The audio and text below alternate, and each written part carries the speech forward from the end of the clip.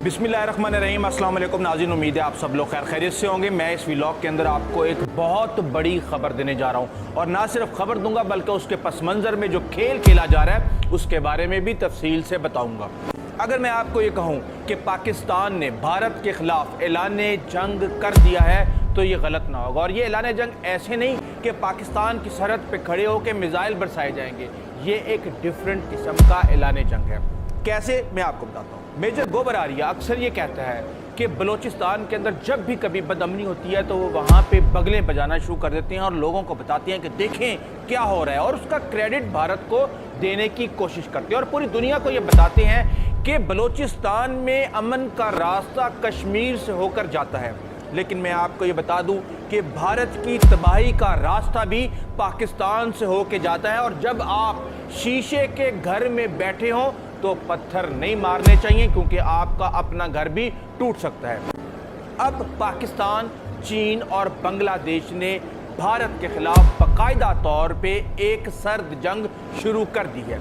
अब आपको पता है कि पिछले दिनों बलूचिस्तान के अंदर बहुत ज़्यादा बदअमनी हुई, उसके बाद एक ऑपरेशन जारी है जिसमें 100 से ज़्यादा दहशतगर्दों को ठिकाने लगाया जा चुका है।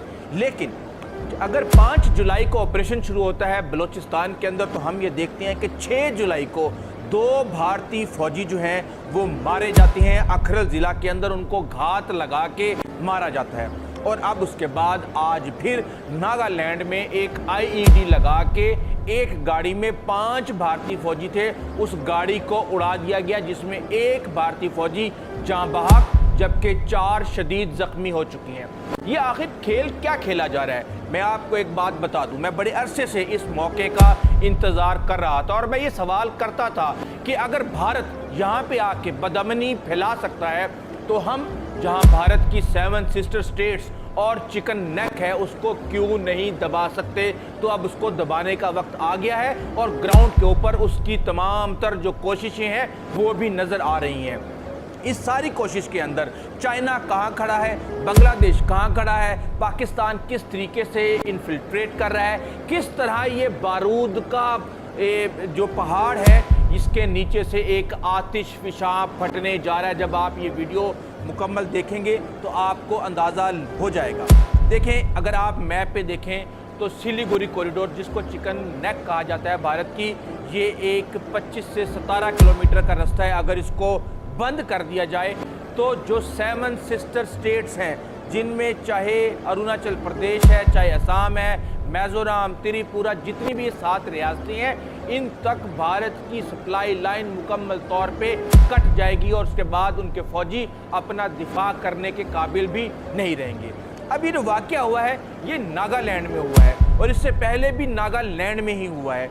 अब एक चीज़ को समझ लें कि इस सारे के सारे रास्ते में खलल के अगर डाला जाता है तो भारत की जो सालमियत है उसको एक शदीद ख़तरा पैदा हो जाएगा। और हम ये देख रहे हैं कि इसके इर्द गिर्द, ये मुझे आपको बताने की ज़रूरत नहीं है कि चीन अरुणाचल प्रदेश के ऊपर किस तरह से क्लेम करता है और वो अक्सर कभी वो बैनर लगा देते हैं उनके फ़ौजी कि ये अरुणाचल प्रदेश का इलाका हमारा है। कभी एयरपोर्ट पे अरुणाचल प्रदेश के जो शहरी होते हैं उनको ये कहते हैं कि आपको पासपोर्ट की ज़रूरत नहीं क्योंकि आप तो चीन के शहरी हैं। और तिब्बत के अंदर जो भी मामला चल रहे हैं भारत और चीन के, दलाई लामा के मामला जो भी चल रहे हैं चाइना के साथ, वो किसी से ढके छुपे नहीं हैं।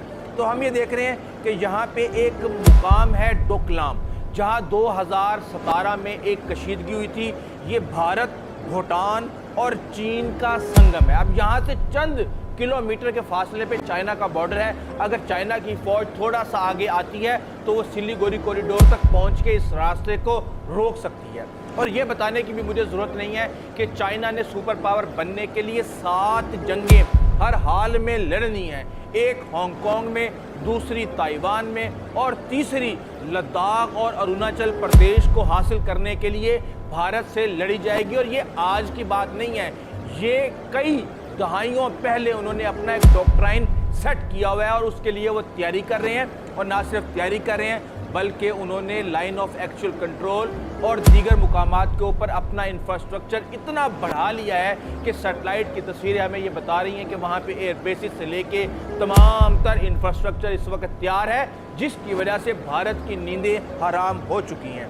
अब हम ये देख रहे हैं कि इस वक्त भारत जो कि पाकिस्तान के लिए टू फ्रंट वार का मौजब बना हुआ है कि एक तरफ मशरिक से वो खुद जलगार करता है और मगरिब से अफगान तालिबान को इस्तेमाल करता है और फिर हमारे अंदर ही दहशत गर्दों को पैसे दे के फितनाल हिंदुस्तान की सूरत में यहाँ पे बदअमनी फैलाता है। तो पाकिस्तान ने भी 3 फ्रंट वार की तैयारी कर ली है और इस 3 फ्रंट वार के अंदर भारत की शाहरग और उसकी रसद की सप्लाई को काटने का पूरा मंसूबा सामने आ चुका है, क्योंकि वहाँ पे जब मैं आपको बताऊंगा कि किस तरह आतिश फिशां जो फटने वाला है तो आप हैरान रह जाएंगे। देखें, अगर चीन, पाकिस्तान और बांग्लादेश इस वक्त जो सूरत हाल है, ये तीनों ममालिक इस वक्त भारत के गिर्द घेरा तंग कर रहे हैं और इसके अंदर पाकिस्तान तो मैदान में है ही है, लेकिन चीन भी अब मैदान में आ चुका है और बांग्लादेश के अंदर भारत के ख़िलाफ़ जितनी नफ़रत है और जो इलेक्शन में नताइज आए हैं वो मुझे आपको बताने की ज़रूरत नहीं। अब यहाँ पे 7 सिस्टर स्टेट्स हैं।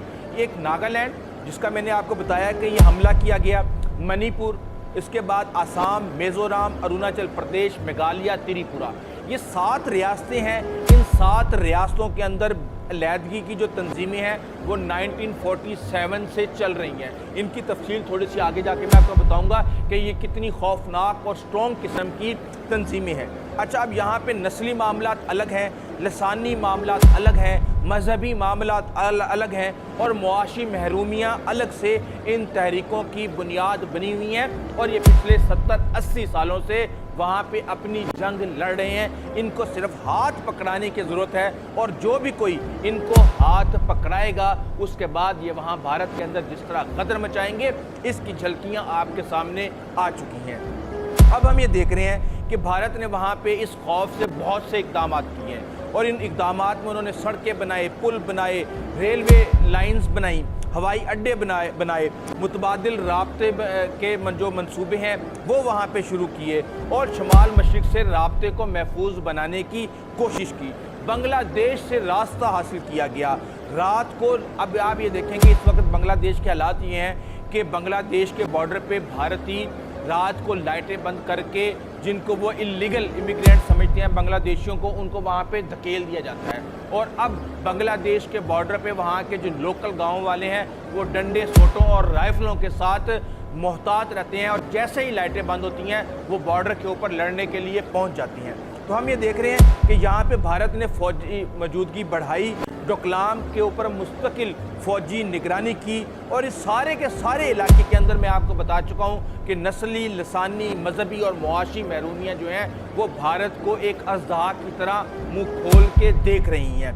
अब ये एक तरह से भारत का स्ट्रेटजिक ब्लैक होल बन चुका है, लेकिन इसके साथ ही बांग्लादेश जो है वो इस सारे मामले के अंदर एक लाइफ लाइन बना हुआ था। उसकी वजह क्या है कि आपको पता है कि शेख मुजीब की बेटी हसीना वाजिद वो भारत की पिट्ठू बनी हुई है और जब तक वो इक़्तिदार में रही उसने भारत के तमाम तर जो मुफादात थे उनका तहफ़्फ़ुज़ किया। और कैसे किया कि जितने भी सरहदी तनाज़ात थे भारत के साथ उनको हल करने की कोशिश की।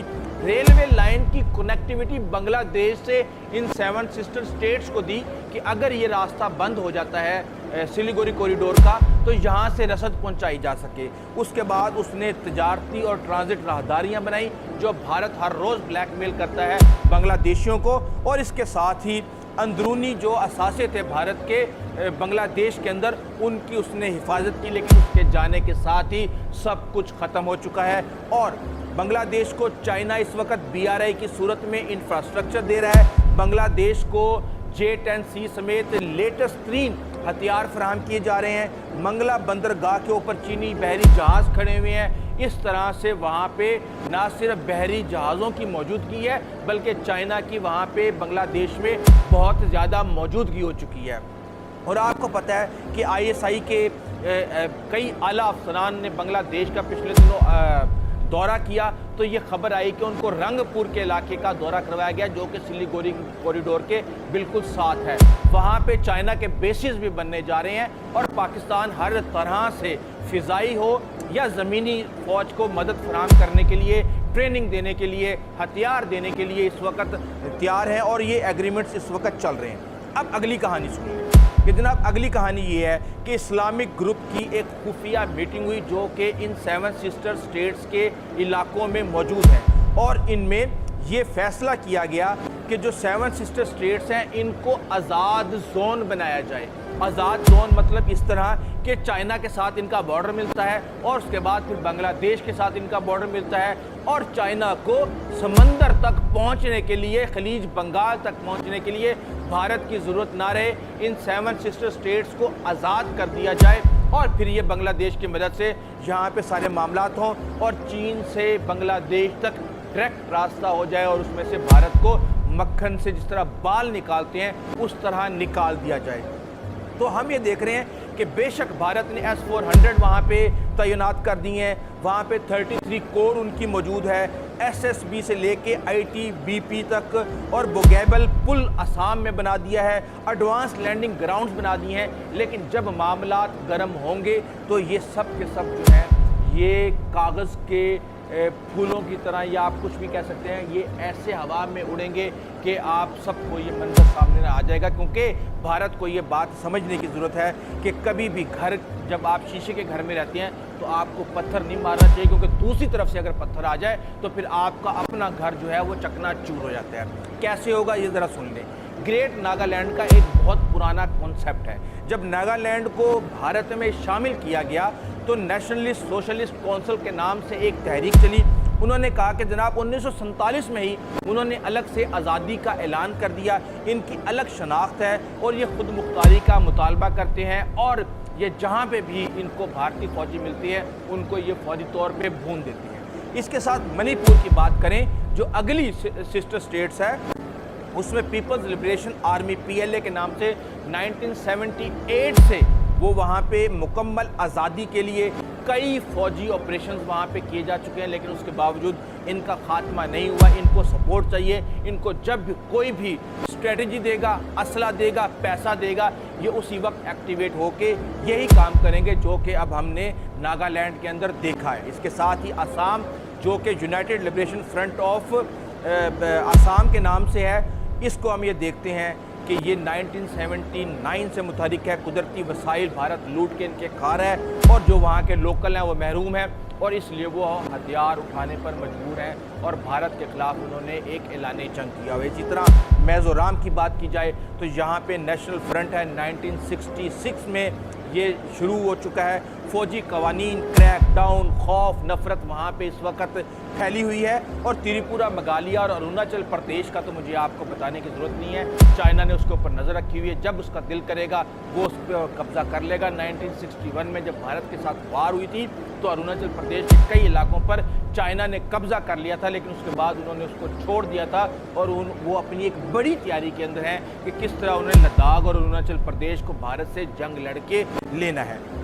تو اب یہ ساری کی ساری صورتحال ہے، اور جو میجر گوبر آریہ جیسے لوگ ہیں وہ بڑی بڑی باتیں کر رہے ہوتے ہیں، پاکستان کو جو ہے وہ چڑھانے کی کوشش کر رہے ہوتے ہیں، کریڈٹ لے رہے ہوتے ہیں، لیکن بات یہ ہے کہ جو کام اور جو کھیل تم کھیل رہے ہو، تمہاری زبان میں ہی اب اگر جواب دیا جائے گا تو دیکھنا تمہاری رات کی نیندیں کس طرح آرام ہوتی ہیں، اور آنے والے دنوں میں بہت زیادہ خوفناک ہے بھارت کے لیے، اور خاص طور پہ مشرق کی طرف۔ اس حوالے سے آپ کو اپڈیٹ کرتا رہوں گا۔ ابھی تک کے لیے اتنا ہی، آئندہ تک کے لیے اجازت دیجیے۔